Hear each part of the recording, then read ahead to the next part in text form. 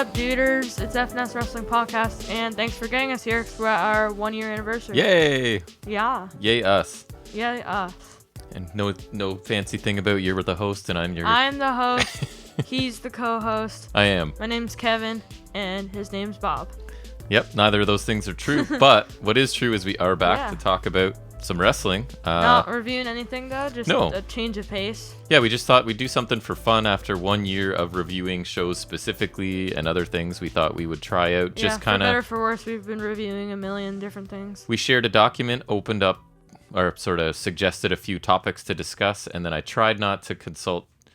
I saw yours, obviously, because I didn't want to duplicate. I obviously saw yours, but I saw yours as well. I don't really remember some of them, to be honest. We're not trying to lay over too much. No, so it's going to be a sort of an informal format of just us talking about our preferences, what we'd like to see in wrestling, ranking some people. This is a live stream. You'd have like the chat too. That'd be cool eventually. Yeah, someday we'll maybe get on the live stream. So that's the plan today. And then coming up will be a Slammiversary review for sure. A Money in the Bank review will also be coming up from us. And then I'll have to get out my Ring of Honor as well. So you're gonna get a bunch of stuff. I'm a busy guy. Lucky you guys. In the next couple days, we should be putting out 3 or 4 different things. So keep an eye out for that. We'll be back on Saturday. We'll definitely be back on Saturday with the first episode of year 2, episode 53, right? So. Oh yeah, that's true. Yeah. All right, so you want to get into this anniversary episode where we're talking about stuff.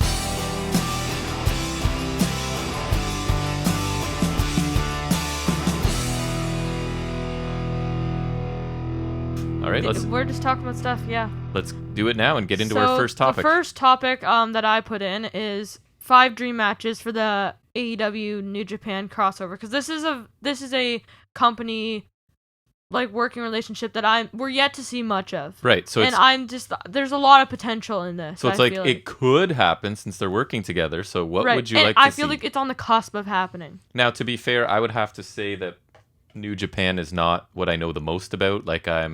But we know who's good. We know who the major players are. I used to watch it a lot, and I'm kind of in and out of it, checking things out.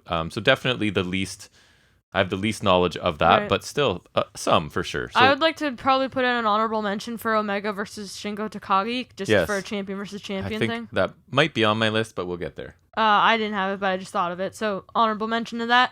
Fair enough. My first one is I put Jon Moxley versus Jay White. Okay, why? Mox is he's been my favorite since I've started watching wrestling. I love Dean Ambrose. Shield and their guys, specifically him and Rollins were your guys. Yeah, just Dean Ambrose was my guy. I just love them. And Jay White's been my favorite in New Japan since I've really known about them.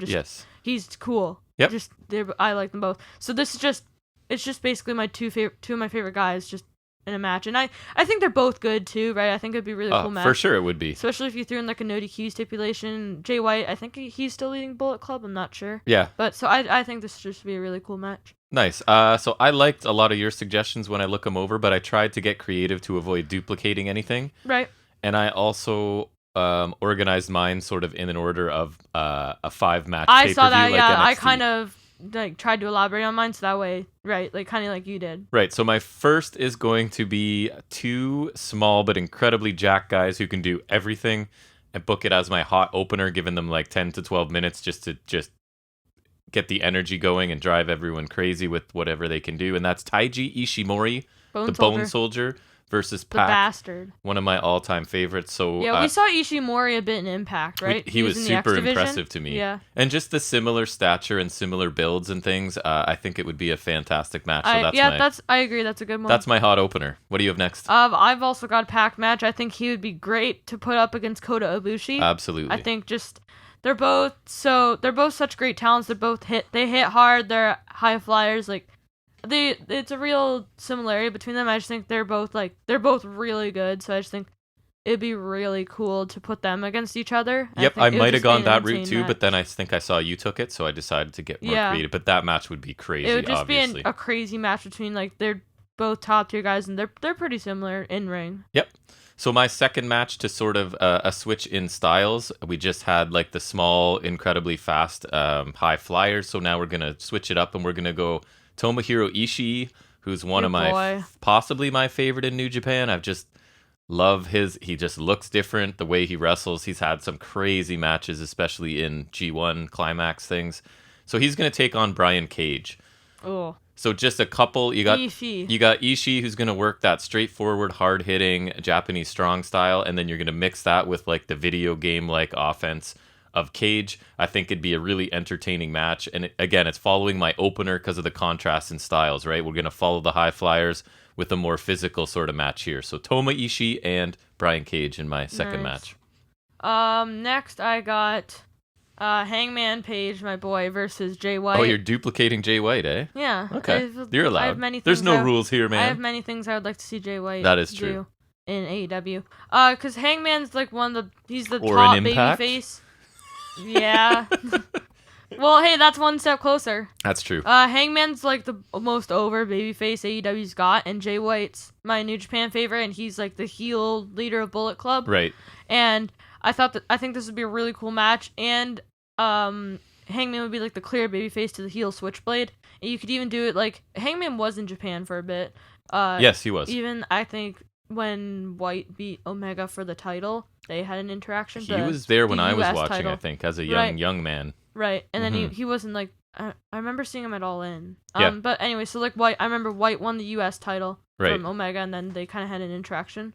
But so I think this would be really cool, and like Bullet Club with Jay White versus Hangman in the Dark Order, like I think this would be great.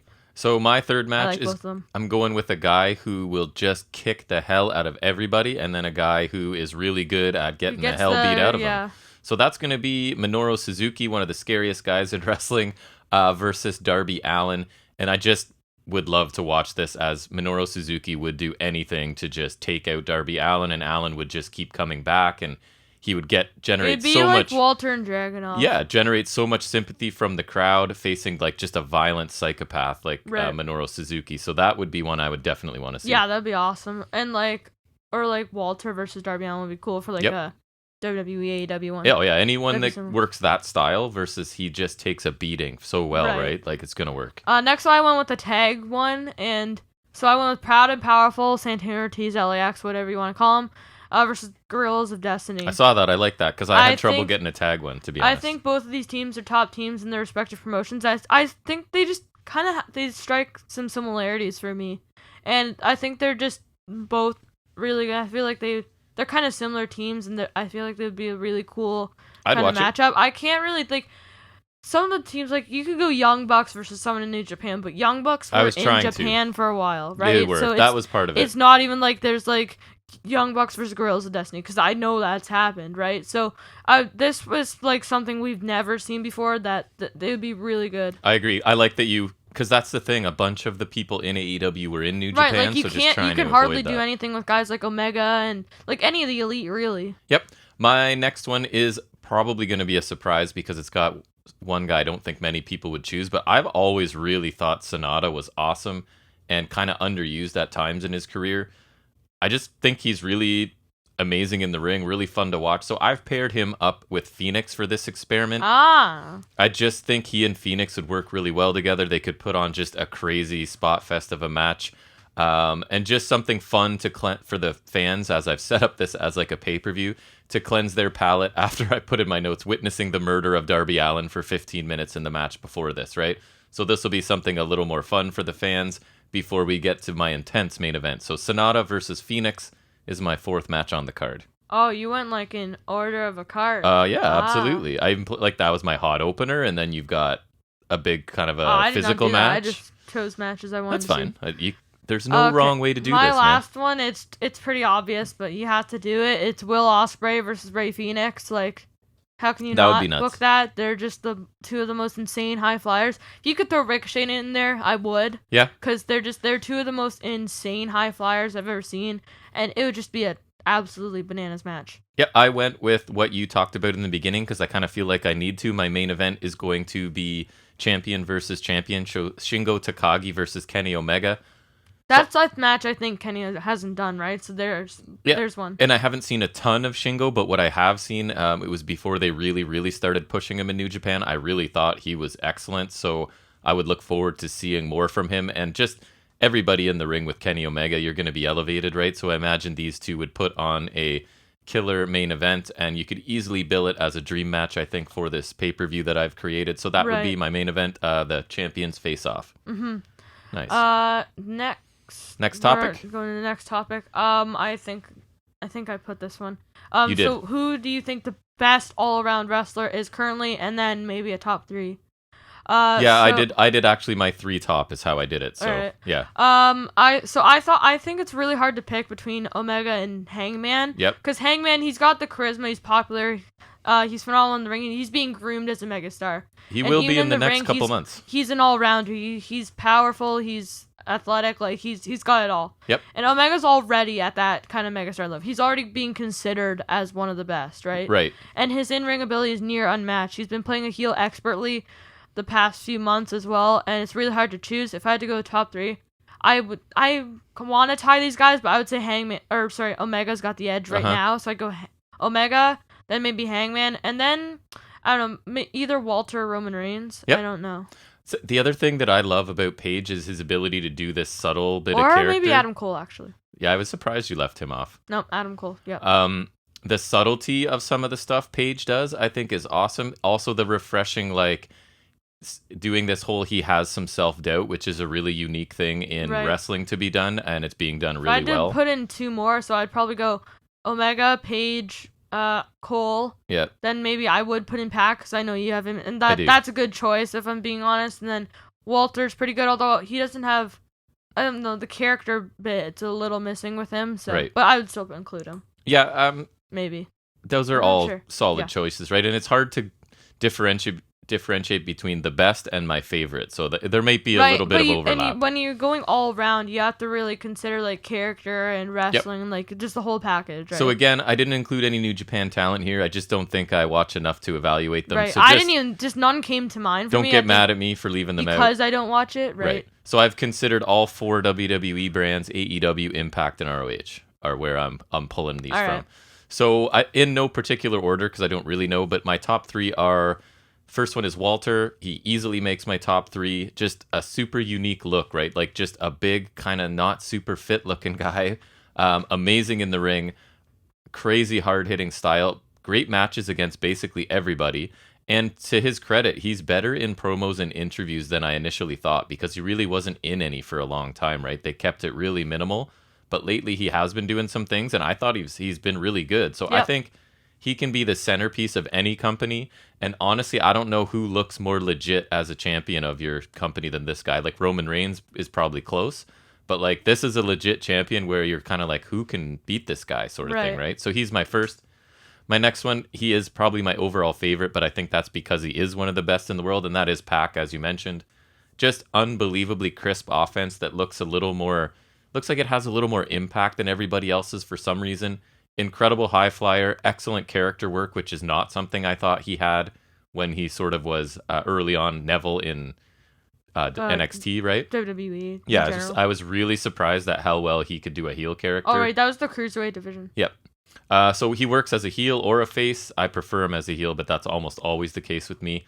His time as a champion in AEW will come. I pretty much guarantee it. He's not positioned as one of the best in the world right now, but if you're considering everything he can do and sort of what makes up a great wrestler, he makes this list for me. Mm-hmm. And finally, it's not a very exciting choice, but I don't see how I leave Kenny Omega off this list, right?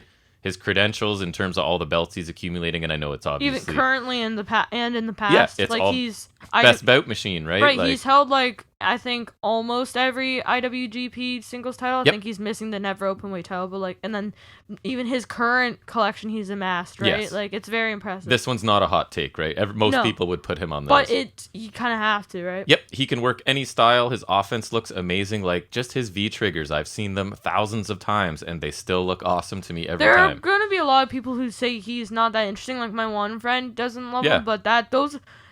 He watches mostly main roster. Those are gonna be. If you're like a hardcore wrestling fan, Kenny Omega is the best there is right now. I think so. Maybe. Yeah, if you're sort of beyond WWE, not that people can like whatever they like, but I would agree with that. He can tell an incredible story in the ring. He kind of checks all the boxes, right, for a top tier megastar. Right. I know some people aren't a huge fan of his promo style, but I find him quite entertaining. To be honest. So if you had to pick one that's the best, who would you go with? I guess. if I'm being honest, even though I don't like him the best out of these three, I'd probably say Omega. Yeah, it has. I like him, but he's my he's least not my favorite of the three on my list. Not that I Right. don't like him, but he's just. I think he's the best. It's right now. undeniable at some point. I think right? yeah, he's the best. Mhm. So the next topic was You put in. one from me. So I asked you basically the parameters. You can move five wrestlers from any one company to any other company. Who do you move to where and why? Okay, so you want to go one at a time? So yeah, honorable mention to Sting going to WWE because he probably wouldn't wrestle there and he could leave Darby alone. And Shayna Baszler to AEW for obvious reasons and because I saw you had it and we didn't want to duplicate anything. Right. So my first one is I would put Shinsuke Nakamura back in New Japan. I support He's been that. wasted in WWE after his NXT run. Even his NXT run wasn't as good as probably New Japan fans would have hoped. Yes. Even though this would mean I would probably see him less, it's better for him. He'd be treated like a returning hero, and he could flourish until he retires. Like he could have an epic career until he chooses not to. Yep. And he could maybe even revive the Intercontinental title because they got rid of it. So he was my absolute favorite because when I was really watching in New Japan closely, that's when he was starting to get really, really big. And I was telling people, like, he's my favorite wrestler on the planet. His matches were amazing. Just his charisma and his quirky little stuff that he does. He's fantastic. And I have seen nothing close to that. Actually, this King character, he's showing a little bit of that quirkiness again, I notice. But yeah, nothing close to what he was there. So I love Even that. NXT, I love like, that he's choice. better. Right, yeah. So for me, I just wanted to say Aleister Black and Andrade debuting on right. AEW took two guys away from this list that honestly both of those guys would have been on this list for me.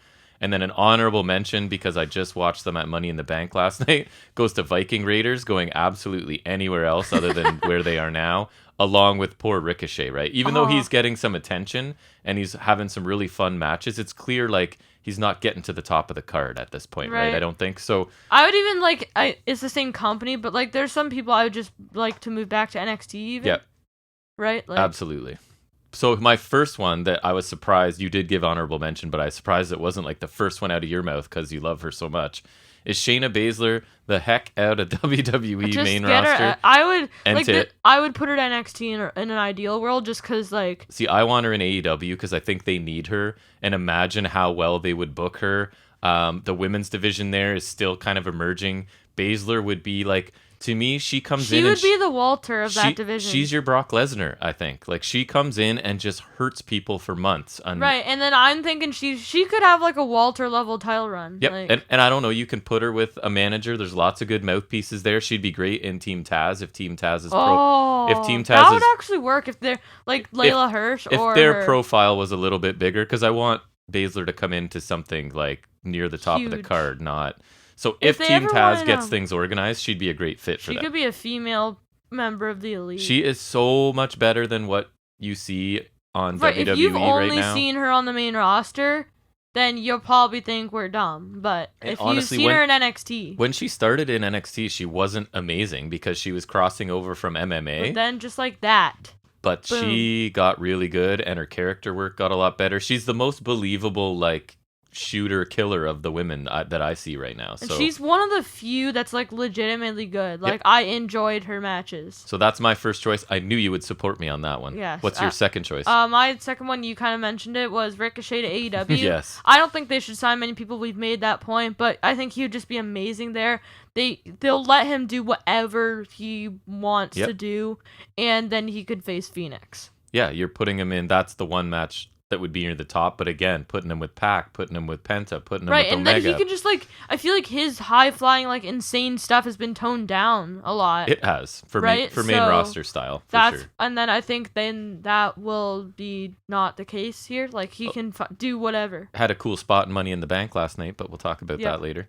My second choice is, just for some interesting matchups and to work a hard-hitting style, is Walter to New Japan. So just Walter working a whole bunch of the guys over there, I would love to see. And maybe he has already, but I haven't seen it. Just a bunch of fresh matchups that I haven't seen. And maybe to raise his profile a little bit, too, because I don't know how many people are watching NXT UK, the only right? issue would be he's a little more difficult to watch for us. But. Yes. I think there's just so many matches that would be like, violent and uncomfortable in a good way, working that style they work over there, especially if he's facing Ishii or some of the hard hitters like that. They would probably be a bit uncomfortable to watch, but not in a bad way. So Walter to New Japan's my second choice. My next one, another one to AEW, but this one I'm going to say Buddy Murphy, because... Yep. Buddy Murphy. He's probably one of my favorite underutilized talents. He just got released, so this is a pretty close possibility. He really showed his talents during the Cruiserweight run, similar to Pac. Mm-hmm. And in showcases when he debuted on SmackDown against Roman and Reigns and Daniel Bryan. And he's a really talented guy who I don't think they would waste in AEW, because I think they would recognize his talents. And I think at the very least he would be an awesome TNT champion. He could go main event if they really wanted to, but I think at least he would be a mid-card ruler. Yeah, amazing in the ring. My only concern with him is character and promo stuff. I don't think he's quite... But maybe they can take care of that. But again, they have enough, you're right, because they have enough manager-type people who can talk, right? That they can help him out with that. Right. My third choice, probably not one many people would make, because I don't know how many people watch Impact. But if you listen to me, you know how I feel about Rohit Raju. I think he's one of the most improved wrestlers over the past couple years. I put maybe Tay Conti, because she seems to has just, although I don't know where she's gone lately, but in terms of improvement, this guy is so fast, technically really, really good now. Character work is awesome, cuts really good promos, is an awesome, sneaky, weaselly kind of heel. And I think he could have some amazing matches with some of the talent currently in NXT. His speed and overall ability would make him a great fit. He's kind of got that size that all of them kind of have, like O'Reilly, Cole kind of size, maybe a little bit bigger. And I think this would get him the exposure I kind of think he deserves. I think he's one of those best kept secrets right now, because not many people are watching. No, that's Buddy Impact. Murphy. Right, that too. So my third choice is Rohit Raju to NXT. That's definitely a very you choice. It is very me choice. Yeah. Love Rohit. So Go next watch one, him. I would send AJ Styles back to Impact. Interesting. I don't think I noticed this one. He's still a great talent, but you can tell he's kind of winding down his career. I think he's even said the current contract he's on is his last one with WWE. I don't think he's being used great for some of his skills. He's basically Omos's babysitter. Kind of, right? And if you return to Impact, it would be kind of like Nakamura. He'd be a returning hero, kind of return 100%. Top guy. He's arguably the all-time greatest star to come out of there. He has a ton of history there, and he was the top guy, and it would be a great way for him to end his career. He could also reunite with the Good Brothers, as he was the one, Omega was never in the Bullet Club with the Good Brothers, or at least not for that long. Right. Because when he joined the Bullet, they were out on their way out with AJ, and he could gun straight for Omega, because Omega was the one who booted him from Bullet Club as he was leaving for WWE. And with the Forbidden Door open, he could still cross over back to New Japan and even go to AEW. Sorry, something was going off in my headset there. My fourth choice is, even though it looks like he might be getting a bit of a push coming up, I still think Big E getting out of there and heading, I put to AEW. I just think he's the total package, and he's overdue for a singles run at the top of the card. He might be. But he has everything, right? Size, strength, speed, charisma. He can talk. He can be funny. He can be serious. I don't understand what's taken WWE so long to pull the trigger, but I think AEW could do a better job with him. So I would move Big E to AEW. Mm-hmm. Your final one?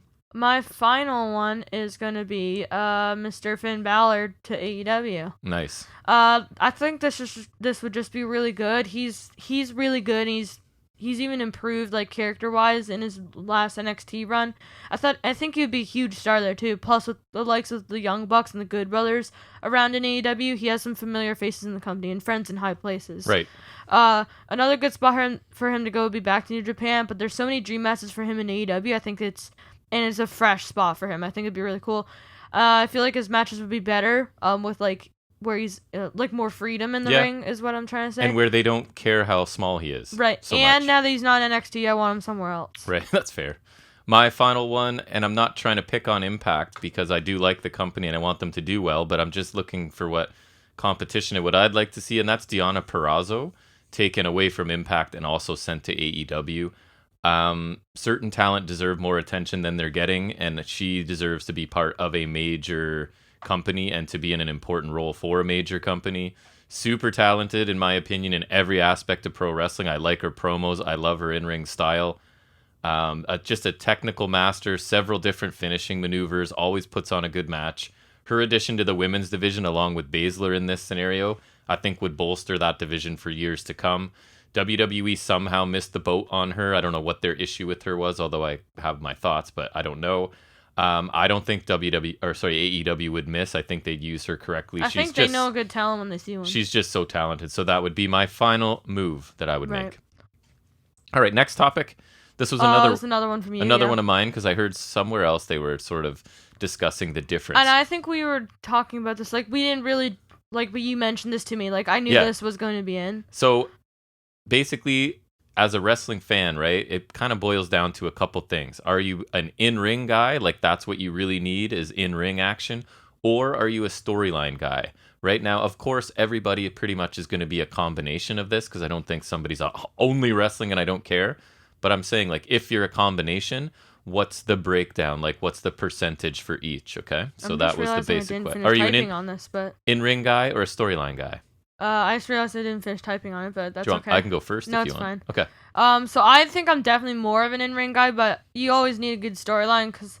So how I see it is, a good match with a good storyline is obviously the best of both worlds. Right. But you can have a good match without a good storyline, or a storyline, period.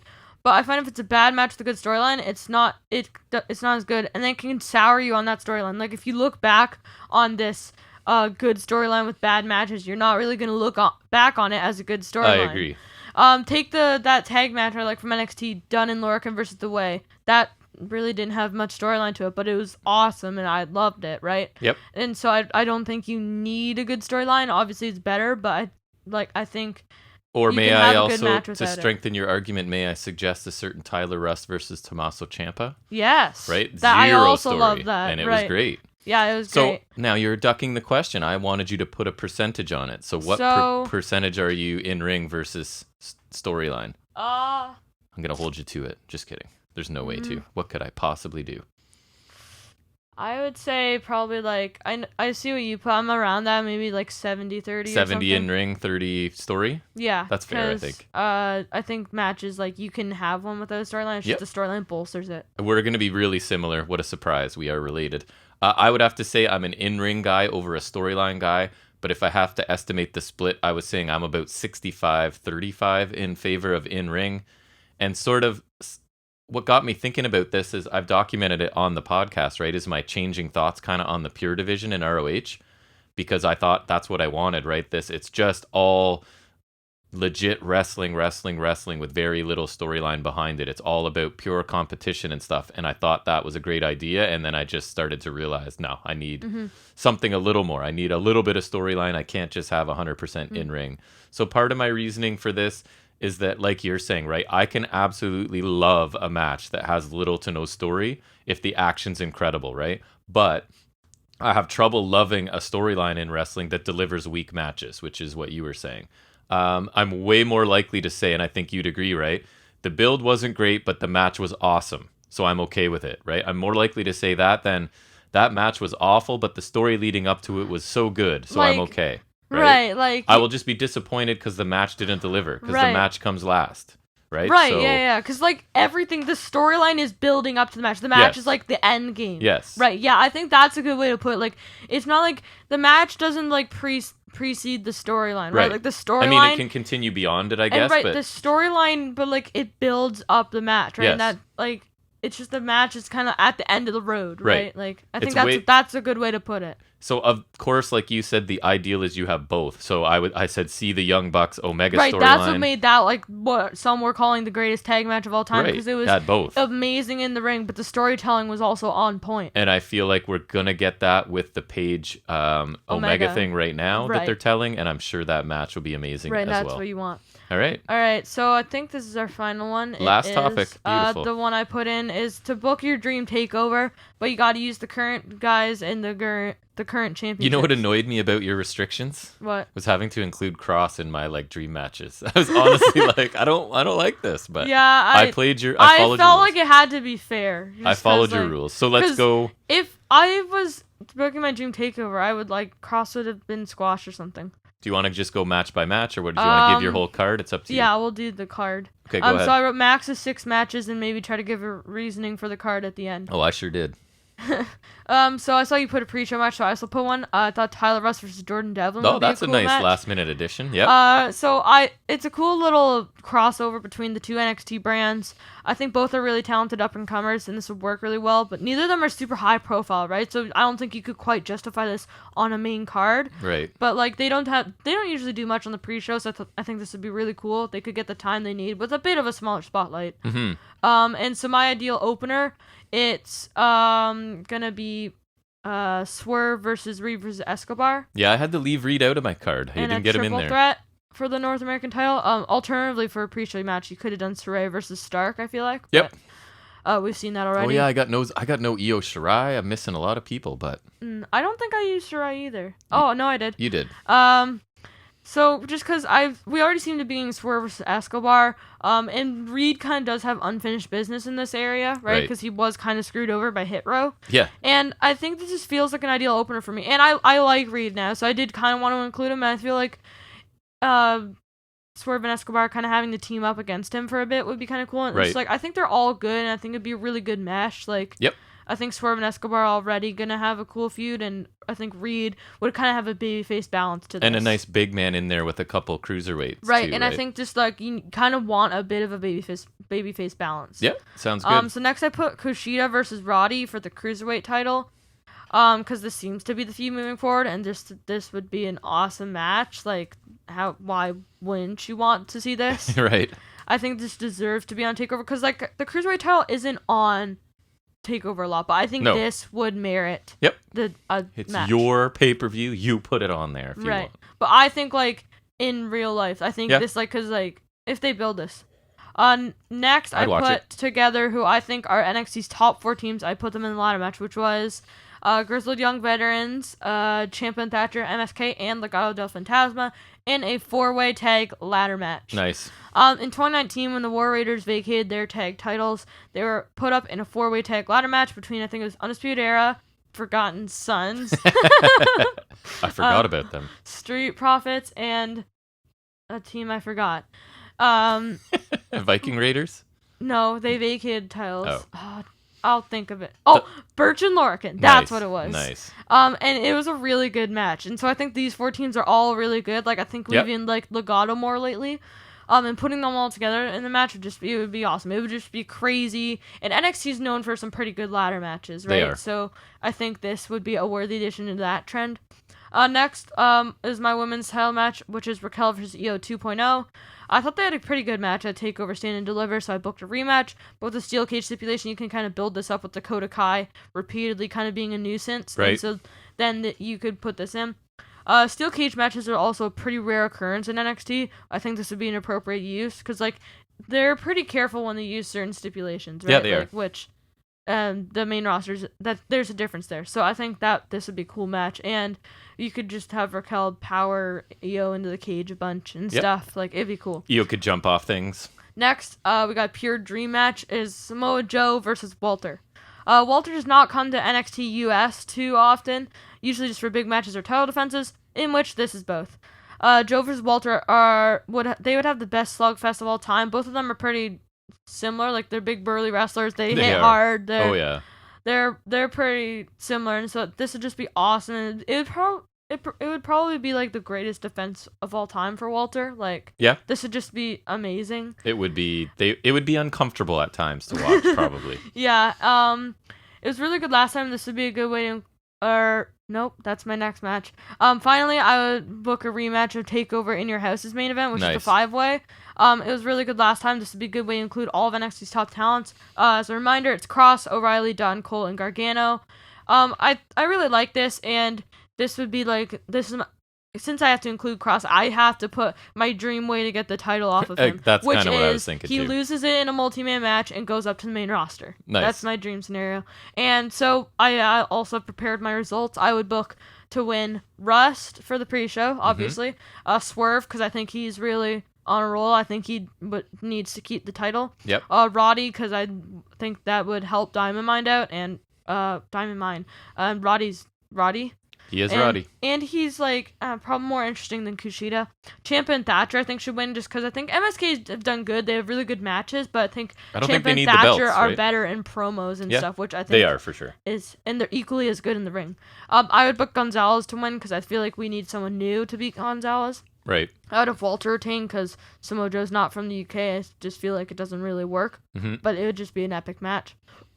And then for the main event, I would book Pete Dunne to win because he deserves it. And I approve of that message. Right. Yeah. And I just think it's his time, so they need to capitalize on that at some point. So what do you got for you? Good looking pay-per-view. I'd watch it. And I need to determine what my takeover would be called too. No, it would be Takeover Toronto 3. Takeover Toronto 3. Yes. Nice. So for mine, my pre-show match is going to be Ilya Draganov versus Kyle O'Reilly. Because I really like both of them. It's just like a bonus brand crossover. Or I'll call it Takeover Grand Slam. To get them on the pay-per-view. That would be a really cool... That's almost too good for a pre-show, though. Probably is, but I'm stacking my card, right? So in that enough. one, Dragonov's going to get the win to give NXT UK some shine and attention because I think they're sort of overlooked a little bit. Yep. Next, I have Swerve Scott versus Santos Escobar for the North American title. So this one is going to be in a cage because there's been a lengthy feud with interference from both. I feel like that cage works better for that. That's a good one. Legato and Hit Row have been involved in too many things, so they need to keep them out. That's pretty good. And Swerve's going to retain after doing something crazy in the cage in my match.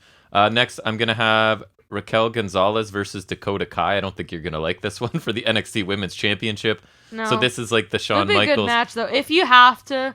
But I'm saying you're going to get a bunch of time with them together, right? So this is... Gonzalez has been built as a dominant heel. Kai is going to sort of shift to become the plucky underdog babyface when things break down. I'm thinking, because I'm thinking the way it goes is Kai gets jealous of her, and then, Kai turns heel, though. So I wanted to keep Gon's heel and go with Kai's babyface for now. That would work. Although, Kai is a babyface, the only issue is that didn't work last time. No, but I think she's such a better performer now, in-ring and just character-wise.